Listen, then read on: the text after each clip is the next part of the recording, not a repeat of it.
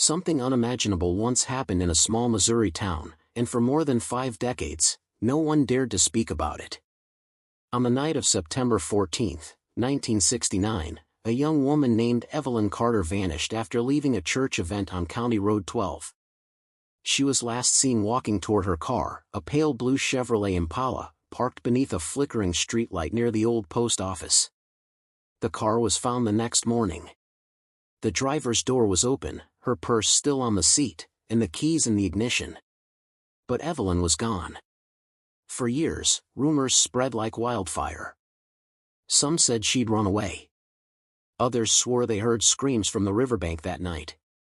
Yet the town moved on, or at least pretended to. Her case grew cold, then colder. The file was eventually boxed up, marked unsolved, and placed in the basement of the sheriff's office, where it gathered dust for nearly half a century. Until a DNA sample, taken from beneath a rusted belt buckle, reopened everything. What investigators found next didn't just solve a mystery. It shattered the image this quiet town had built for itself. Stay with us. Because what you're about to hear might change the way you look at every friendly neighbor you've ever met. Capitulo 1, The Night Evelyn Vanished. September 14, 1969. The air in Brookfield, Missouri, was still and heavy, the kind of quiet that made every sound feel louder than it should. The town had just wrapped up its annual church fair, a small celebration of the harvest season that brought everyone together, farmers, teachers, families, and the same local faces that filled the pews every Sunday. Evelyn Carter, 23, had volunteered at the pie stand that evening. She was known for her calm demeanor, the way she never raised her voice even when the children ran through her booth laughing with handfuls of sugar. Her fiancé, Daniel Pierce, was supposed to pick her up at 10, but Evelyn told a friend she'd drive herself home that night. No one thought twice about it. Brookfield wasn't the kind of place where people vanished. At 10:42 p.m., a gas station clerk named Luther Briggs saw her car stop at the intersection of Route 7 and County Road 12. She waved to him through the window, a polite gesture, nothing more. That was the last verified sighting of Evelyn Carter alive. When she failed to show up for her morning shift at the telephone exchange the next day, her supervisor called her parents. Her father, Raymond Carter, drove the same route Evelyn usually took. Half a mile past the post office, he saw her Impala parked on the shoulder. The passenger side door was ajar. Her purse sat neatly on the front seat, with her wallet and lipstick still inside. The driver's keys dangled from the ignition, swaying faintly in the wind. The sheriff's office arrived an hour later. They found faint drag marks in the dirt leading toward a patch of tall grass, but no blood, no signs of struggle, no footprints that could be traced. A single shoe print, men's, size 10, was discovered near the ditch. They cast it in plaster and sent it to the lab in Jefferson City. The results came back inconclusive. By sunset, dozens of volunteers combed the fields and riverbanks. Flashlights flickered across the darkness as dogs barked and searchers shouted her name. But the only thing they found was Evelyn's scarf, tangled around a barbed wire fence a few hundred yards from the road. For a while, the town lived in suspended panic. Parents stopped letting their daughters walk alone. Church meetings were canceled. Doors that had never known locks were suddenly bolted shut. The sheriff held a press conference 3 days later. He told reporters there was no reason to believe foul play, a statement that infuriated the Carters. But without evidence, without witnesses, and without a body, the case stalled before it could even begin. By winter, the posters had faded. The whispers had grown quiet. And in a town where everyone knew everyone, the silence that followed became louder than the crime itself. Years later, people would say they remembered the exact smell of that night, the dust, the rain, and the strange metallic chill in the air that lingered long after Evelyn Carter disappeared. Capitulo 2, The Investigation That Went Nowhere. In the days that followed Evelyn Carter's disappearance, Brookfield transformed from a peaceful farming town into a place defined by fear. The rhythm of everyday life, the sound of milk trucks at dawn, children playing in the yards, the bells of the church, all faded under the constant hum of suspicion. The sheriff, Thomas Kellerman, a man with 30 years of service and a reputation for calm, took personal control of the investigation. His first move was to question Daniel Pierce, Evelyn's fiancé. Daniel was a carpenter, quiet, almost painfully reserved. He told investigators that he hadn't seen Evelyn since the morning of the fair. He'd been working late at a job site on the outskirts of town and had fallen asleep before she was due home. There was no evidence to contradict him, but something about his tone unsettled Kellerman. He sounded rehearsed, one deputy recalled. Still, Daniel passed the polygraph test. His alibi, verified by his employer, held firm. The sheriff had no choice but to move on. They interviewed over 100 residents in the following week. Every statement seemed to echo the same sentiment: Evelyn was kind, quiet, and had no enemies. But Brookfield's stillness hid something else, an unease that couldn't be measured in fingerprints or tire tracks.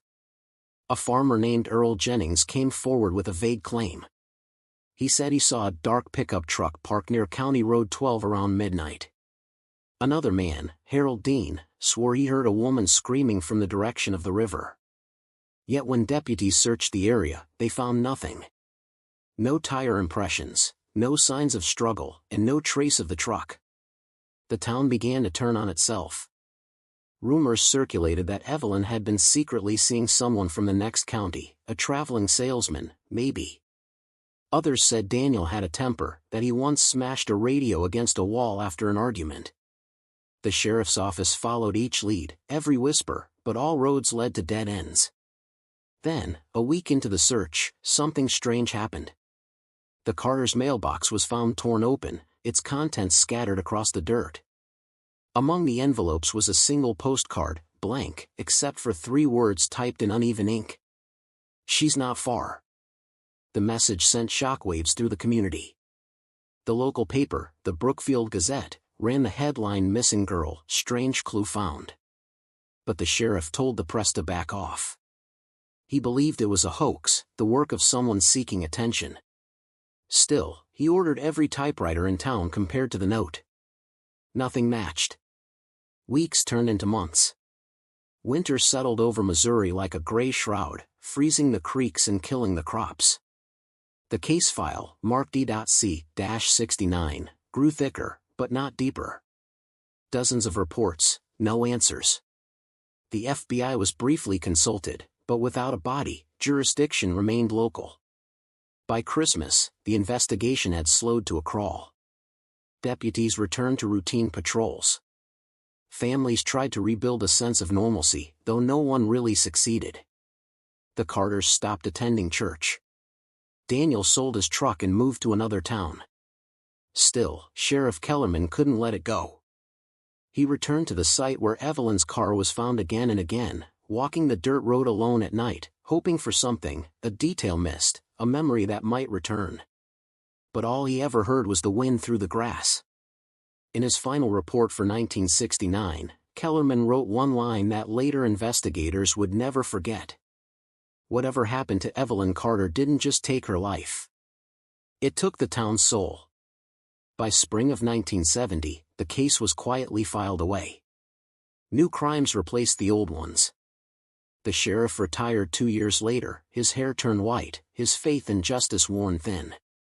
For decades, Evelyn's name existed only in the fading headlines of old newspapers, in the memory of the few who hadn't left Brookfield, and in the uneasy silence that returned every September, when the air grew cold and people locked their doors a little earlier.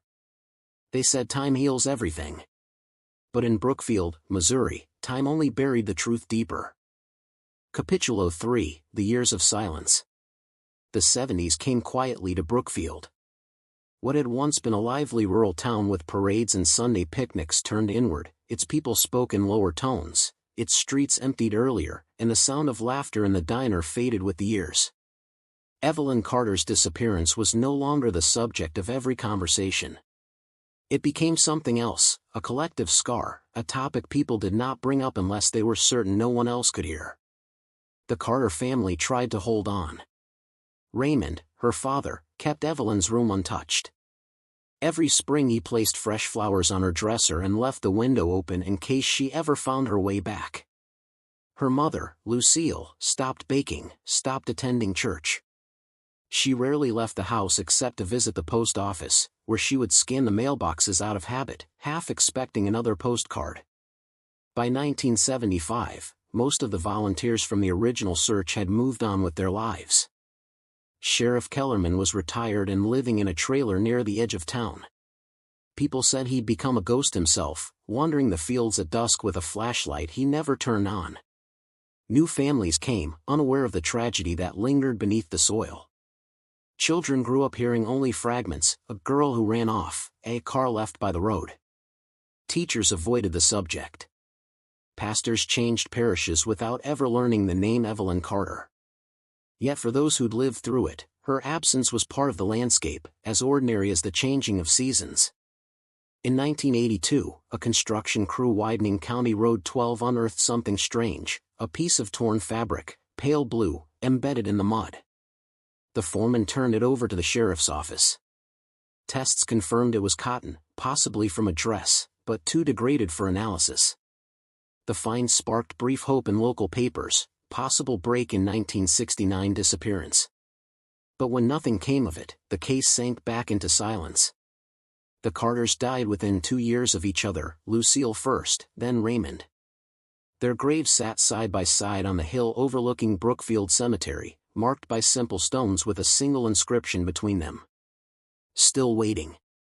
As decades passed, the town changed faces but not its atmosphere. The old diner closed. The grain elevator shut down. Houses went vacant, then collapsed. By the late 1990s, Brookfield had become one of those places you pass through on your way to somewhere else, a forgotten, in the middle of Missouri. And yet, the case file E.C-69 never vanished entirely. It followed each new sheriff like an unspoken inheritance. Occasionally, a rookie deputy would stumble across it while searching for paperwork, leaf through the yellowed pages, and feel a chill. Each time, someone would close it quietly and return it to the shelf, as if disturbing it might wake something best left alone. Then came 2001, and with it, a spark of hope, or what passed for it. A drifter named Alan Rhodes confessed to 3 murders across Kansas and Oklahoma.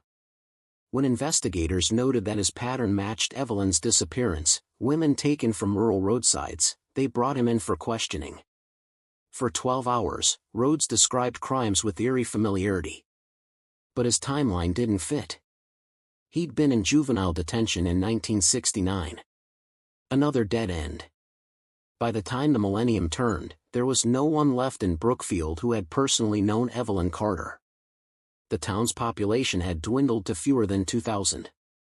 The church that once hosted the fair was boarded up. Its bell, rusted and silent, still hung above the empty steeple. Yet once a year, near the anniversary of her disappearance, someone, no one knew who, left a single blue ribbon tied around the post office lamp. No note, no message. Just the ribbon, swaying in the wind. Reporters came and went over the years, each drawn by the mystery, each leaving with the same emptiness. They called Brookfield the town that forgot its own ghost. But the truth was more complicated. The people hadn't forgotten Evelyn Carter. They had learned to live beside her absence, to treat it like weather, inevitable and unchangeable. And beneath the quiet life of an aging town, the truth remained buried, waiting for the one moment, decades later, when science, memory, and guilt would collide. That moment would come in the summer of 2019. And when it did, Brookfield would finally remember everything it had tried so hard to forget. Capitulo 4, the DNA that spoke after 50 years. By the summer of 2019, Brookfield had almost vanished from the map, at least, the mental one. The factories were gone, the schools consolidated, the last family diner replaced by a highway gas stop that smelled of burnt coffee and diesel. To the few who still lived there, Evelyn Carter's name had become more myth than memory, something whispered by old men in the barber shop when storms rolled in. Then, one morning in late June, a cardboard box arrived at the Lynn County Sheriff's Office from the State Evidence Archive. Inside were 3 items: a brittle scarf, a plaster shoe print, and a small brown envelope labeled "Unprocessed Sample, Metallic Buckle." Deputy Caroline Myers, 34, had recently joined the force after years with the Kansas City Crime Lab. She was the kind of person who read case files the way others read novels, searching not for proof, but for voice. While organizing the evidence room, she found the envelope, and something about its weight made her pause. She took it to her superior, Sheriff Ray Dean, a man old enough to remember the whispers about the Carter girl. When he saw the label, his first reaction was almost defensive. "That one's ancient history," he said. "No point stirring ghosts." But Myers didn't listen. She believed in science, and in closure. Using a newly established program called Project Reclaim, which aimed to re-examine cold cases with modern forensics, she submitted a fragment of degraded material scraped from the corroded buckle found near Evelyn's car. It was barely enough for a test, less than 1,000th of a gram, but in 2019, that was all it took. 3 weeks later, the results came back. The sample contained partial DNA belonging to an unknown male, matched to a trace found on Evelyn's scarf, evidence that, in 1969, had been considered too contaminated for use. At first, the system yielded no matches in CODIS, the national database. But Myers didn't stop there. She contacted GeneTrack, a private company that specialized in genealogical cross-referencing. The method was controversial, using public ancestry websites to trace distant relatives of potential suspects, but in small towns like Brookfield, it had already solved 2 murders. Within a month, the algorithm produced a list of 12 possible genetic links. 11 of them were deceased. The 12th was Harold Dean, a retired mechanic who still lived in Brookfield, the same man who, 50 years earlier, had told deputies he heard a woman screaming near the river. The coincidence was staggering. At first, Myers thought the result must be a fluke, a contamination error, or some artifact of shared regional DNA. But when she reran the test with a second lab, the match held. Dean, now 81, was known as a quiet man who still fixed tractors in his shed and attended church twice a month. His wife had died years earlier. His neighbors described him as harmless, sweet, a man who kept to himself. No one had ever suspected him. Sheriff Dean, no relation, hesitated to act. It wasn't just disbelief, it was fear. Brookfield was the kind of place where everyone's father had worked with everyone else's uncle. Arresting a man like Harold Dean was like accusing the town itself. But Myers persisted. She obtained a warrant for a voluntary DNA sample, citing the new evidence. When technicians collected it, Harold laughed. "If it helps you sleep at night, go ahead," he said. 2 days later, the results came in, a perfect match. The DNA from Evelyn's scarf and buckle belonged to Harold Dean. It didn't make sense at first. He had been a volunteer in the original search party, the man who supposedly found the scarf tangled in the fence. His statement had always been accepted as fact. Now, that same scarf became the key to his undoing. When confronted with the results, Harold remained eerily calm. "That was a long time ago," he said quietly. "People remember things wrong." He didn't ask for a lawyer. He didn't deny knowing Evelyn. He only asked one question: who dug her up? The interrogation stopped cold. Investigators stared at him. Evelyn's body had never been found. The detail, "dug her up," wasn't public record. It was something only the killer could have known. A search warrant was issued for his property the next morning. Underneath the concrete floor of an old toolshed, cadaver dogs alerted immediately. Excavation revealed human remains, wrapped in a tarp that had fused with the soil. Inside, investigators found a small gold necklace, a locket with the initials EC engraved on its surface. 50 years of silence ended that day. The discovery spread across national headlines within hours. 1969 Missouri cold case solved, arrest stuns small town. In Brookfield, people gathered outside the courthouse in disbelief. Some cried. Others refused to accept it. One woman said, "Harold fixed my husband's truck last winter. He used to babysit our kids." By the time he was formally charged with first-degree murder, Harold Dean had already stopped speaking altogether. He sat motionless during the hearing, eyes fixed on a point beyond the courtroom window. The town that once prided itself on knowing everyone suddenly realized it had never truly known anyone at all. Capítulo 5, The Town Faces the Truth. The day after Harold Dean's arrest, Brookfield woke to a silence heavier than any it had known before. News trucks lined the main street, their cables snaking across the cracked pavement. Reporters from St. Louis and Kansas City interviewed anyone who would talk, though most turned away. The town had spent 50 years pretending to forget, and now the past had returned with a camera in its face. At the center of the storm was Sheriff Ray Dean, who stood behind a wooden podium in the courthouse hallway. His voice, usually calm and measured, trembled as he spoke. After reviewing new forensic evidence, he said, "We can confirm that the remains discovered on Mr. Harold Dean's property belonged to Evelyn Carter, missing since September 1969. The flashbulbs burst, and for a brief moment, it felt as though the whole world was looking at Brookfield, a town that had tried to disappear. For the few who still remembered Evelyn, the revelation reopened wounds that had never truly healed. Ruth Miller, Evelyn's childhood friend, now in her 70s, told a local paper that she had always suspected something darker about Harold. "He was always there after it happened," she said. "Always offering to help, to fix things. He liked to be near her parents. Too near." Others refused to believe it. Pastor Graham, who had baptized Harold's children, called the accusations impossible. In his Sunday sermon, he urged forgiveness, but half the congregation didn't show up. Then came the court filings, dry, procedural, merciless in their detail. The autopsy confirmed that Evelyn had died from blunt force trauma to the skull. Fragments of the tarp matched a brand sold exclusively in the Brookfield hardware store in 1968. Harold's old truck, stored for decades in a barn, bore microscopic traces of the same fibers found around the victim's body. The facts were clear. But the town's heart resisted them. For months, the trial dominated every conversation. People debated motives in the aisles of the grocery store, speculated about hidden accomplices, and dissected every word Harold had or hadn't said. Some called him evil. Others said he'd simply gone mad. But the undercurrent was the same, an ache, a kind of collective shame. When asked why he did it, Harold gave no answer. Not to police, not to the judge, not even to his public defender.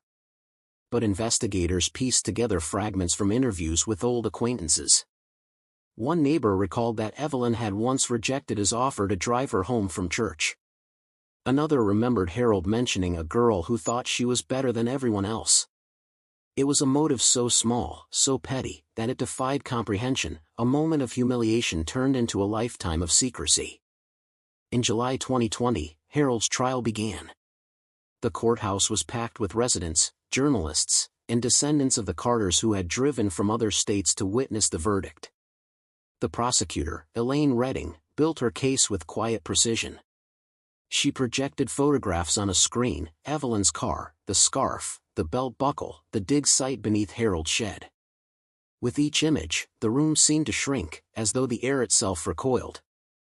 When the defense rose to argue that the DNA had been mishandled, Myers, the deputy who reopened the case, testified.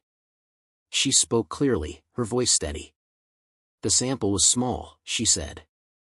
But it spoke louder than anyone expected. The jurors looked at Harold. He sat motionless, expressionless, hands folded on his lap. His face, pale and still, betrayed nothing. After 6 hours of deliberation, the jury returned with a verdict: guilty of first-degree murder. Outside, the courthouse steps were filled with onlookers. Some clapped. Others wept. Sheriff Dean removed his hat and looked at the horizon. "It's done," he whispered. But it wasn't. Because for Brookfield, justice didn't bring peace, it brought memory. And memory was cruel. Old residents began revisiting stories they had buried. A man recalled seeing Harold washing his truck the morning after the disappearance. A retired deputy admitted he had once felt uneasy about how quickly Harold inserted himself into the search efforts. Every recollection was a confession, every memory a question: how did we not see it? Local historian Janet Moore began collecting these accounts. She called it the Carter Chronicle, a community project meant to document the town's reckoning. In one of her notes, she wrote, "What terrifies us is not that Harold Dean fooled us, but that we helped him by looking away." The project grew into a small exhibit in the public library, filled with newspaper clippings, photographs, and the words of those who had carried the silence for too long. Visitors described it as suffocating, a portrait of innocence lost, of complicity unspoken. When Harold Dean was sentenced to life imprisonment without parole, there was no applause in the courtroom. Just the dull scrape of chairs and the slow rustle of people standing to leave. That night, the streetlights flickered across the courthouse lawn, and for the first time in half a century, the town was utterly still. No one spoke of Evelyn Carter again for months. But something in Brookfield had shifted, not just the soil beneath Harold's shed, but the air itself, the moral weight pressing down on the people who remained. For decades, they had told themselves the town's soul had been taken the night Evelyn vanished. Now they realized it had simply been sleeping, buried beside her, waiting to be unearthed. Capitulo 6, the confession that never came. Harold Dean never confessed. Not to the sheriff, not to the court, not to the journalists who waited outside the penitentiary gates. From the moment of his arrest until his death, he remained locked behind a silence so complete it became another mystery unto itself, an echo of the one that had haunted Brookfield for 50 years. In the official record, Harold spoke only 14 sentences between his arrest and conviction. None contained an admission of guilt. When asked if he had known Evelyn Carter, he replied, "Everyone knew everyone." When asked why her DNA was on his property, he said, "That's for you to figure out." Beyond that, he offered nothing. Inside Jefferson City Correctional Facility, Harold kept to himself. He read the Bible, mended uniforms in the prison workshop, and refused all visitors. Even his surviving children, now in their 60s, tried once to see him, but he declined. "It's better this way," he told the warden. "I'm not the man they remember." Deputy Caroline Myers visited once, under the pretext of clarifying procedural details for the record. She wanted closure, a final word, something that could explain 5 decades of silence. "Mr. Dean," she said softly through the glass, "you could help people heal. You could tell us why." He looked at her for a long time, eyes pale and unfocused. Then, with a faint smile, he whispered, "Why assumes there was a reason?" It was the only statement he ever made that resembled a confession, and even that felt more like defiance than remorse. The official autopsy and trial evidence had already told most of the story. Evelyn Carter died from a single blow to the head, struck with a blunt instrument, likely during a struggle. The condition of her remains suggested she had been buried within hours of her disappearance. No signs of sexual assault. No robbery. Nothing beyond an act of rage, spontaneous, inexplicable, final. Investigators reconstructed the likely sequence. Harold had followed her car after the church fair. He knew the road, he'd driven it countless times. Perhaps he offered help, or asked her for a ride. Perhaps she refused. Something inside him fractured, and the moment that followed defined 2 lives, one ended, one buried in denial. The most haunting detail came from the coroner's analysis of the tarp. Folded between its layers was a newspaper dated September 13, 1969, the day before Evelyn vanished. On the front page, an article about the church fair, featuring a photograph of Evelyn smiling behind the pie stand. It was as though Harold had wrapped her in the very image of her last living moment. After his sentencing, journalists dug through archives searching for connections, old police complaints, strange incidents, anything that might explain his hidden violence. What they found was mundane: parking tickets, repair invoices, tax records. Harold Dean had lived an ordinary life for half a century. He'd coached Little League, fixed engines, and eaten breakfast at the same diner every Saturday morning. That was the horror of it. There was no monster in Brookfield, only a man who looked exactly like everyone else. Over time, fascination with the case turned to fatigue. True crime programs came and went, documentaries aired and faded. Brookfield refused to become a spectacle. The locals wouldn't give interviews anymore. The library's Carter Chronicle exhibit was quietly closed after vandals left messages on the walls, "Let it die, enough already." Yet Deputy Myers couldn't let it go. The case had marked her, the same way it had marked everyone who ever touched it. She visited Harold's grave 2 years after his death, a simple marker with no inscription, just a number. She stood there in the cold Missouri wind, reading the surrounding names. Some she recognized from the case files, old deputies, witnesses, jurors. The town's dead were gathering around him, one by one. She wondered if Evelyn's parents would have wanted this ending, if they would have called it justice. Probably not. There were no victories left to claim, only the faint relief that the truth had finally surfaced. Before leaving, Myers placed a single blue ribbon on the grave, the same kind that had appeared every year at the post office lamp. She tied it to a branch and whispered, "It's over."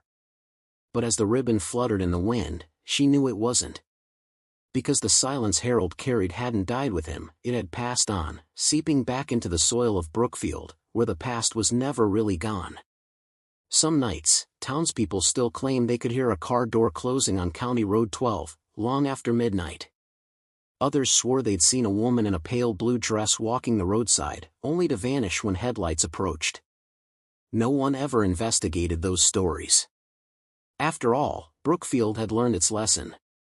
Some ghosts don't want justice, only to be remembered. Capítulo 7, The Weight of Remembering. In the years that followed Harold Dean's death, Brookfield entered a strange kind of peace, not the calm that comes from healing, but the quiet that settles when there's simply nothing left to say. The headlines stopped. The reporters moved on. Even the people who once filled the courthouse steps drifted back into their routines, trying to remember what life had been like before the world knew their town's name. But something subtle had changed. The town's silence no longer felt like denial, it felt like a memorial. A collective breath held between guilt and grace. For those who remained, the teachers, the farmers, the few children who grew up hearing fragments of the story whispered in kitchens, Evelyn Carter became less of a victim and more of a symbol, the reminder that evil doesn't always arrive from elsewhere. Sometimes, it's born right at home, in familiar voices, in the hands that once offered help. The Brookfield Historical Society, now run by retired journalist Janet Moore, curated what they called the Evelyn Archive. It wasn't a public exhibit anymore, access required written permission, but its shelves held every surviving photograph, every letter, every police report. Janet said she created it not to reopen wounds, but to give the truth a place to rest. If a town forgets its ghosts, she told the local radio station, it ends up becoming one. Each September, a small crowd began to gather near the riverbank where Evelyn's scarf was first found. They brought candles, flowers, sometimes just stood in silence. No speeches, no sermons, only the sound of water moving past the stones. Among them was Caroline Myers, now promoted to detective. She rarely spoke during those vigils. She didn't need to. The townspeople knew that without her, the story would still be buried under a toolshed floor. Her presence reminded them that justice isn't a single moment, it's the long echo that follows it. In 2024, a local filmmaker approached the town with an idea for a documentary. The proposal was polite, even reverent. But the reaction was immediate, unanimous refusal. The mayor issued a simple statement: Brookfield does not wish to participate. For once, the decision united the community. They didn't want the tragedy repackaged or dramatized. They wanted it to remain what it was, a scar, not a spectacle. Even so, the case found its way into textbooks and criminology lectures across the Midwest. Scholars cited it as a milestone in the use of genetic genealogy, a technological resurrection of long-dead truths. But those who lived through it didn't care about science or precedent. They cared about the sound of wind through cornfields, the way it carried memories whether they wanted them or not. As the years passed, Brookfield began to fade again, not in shame, but in distance. New families moved in, drawn by low land prices and quiet streets. They planted gardens where the old fairgrounds once stood. Their children played in yards that once held search parties. They didn't know the story, not really. Only the outline of it, The whisper that every small town carries, something terrible happened here once. Still, there were reminders. The post office lamp, the one that had held the blue ribbons for decades, was replaced in 2025. On the day workers removed it, they found one last ribbon tucked behind the base, sun-bleached and frayed. Someone had written a single word in faint ink. Remember. No one ever admitted to leaving it. That night, Myers walked alone down County Road 12. The road had been paved years earlier, but she could still trace the curve where Evelyn's car had been found. The fields were empty, except for the soft hum of crickets. She stopped, closed her eyes, and listened, not for answers, but for peace. She thought about all the people who had carried this story, the sheriff who couldn't let go, the parents who died waiting, the town that had learned to live with silence. And she realized that remembering wasn't the same as reopening, it was choosing not to let the darkness define you. When she turned to leave, the moonlight fell across the asphalt, silver and cold. For a moment, it looked like the reflection of water. She imagined Evelyn there, young, smiling, untouched by what came after, and in that fleeting vision, the town's long sorrow finally felt still. Brookfield would never fully heal. Some places aren't meant to. But in its quiet persistence, in the courage to remember without bitterness, it found something close enough to grace. And that, perhaps, was all the justice left to give. Epilogo, the river keeps its secrets. The river never stopped moving. Even in the coldest winters, when the surface froze into glass, something beneath it still flowed, unseen, unstoppable. Locals said it carried everything the town couldn't bear to remember, the fear, the shame, the unanswered questions that time refused to wash clean. Every year, on the night of September 14th, a faint mist rises over County Road 12. Truckers passing through sometimes report seeing a figure by the guardrail, a woman in a pale blue dress, standing still, her hair caught in the wind. They slow down, blink, and she's gone. The next morning, the road looks ordinary again. But the people who live there don't argue with the stories anymore. They just nod and say softly, "The river remembers."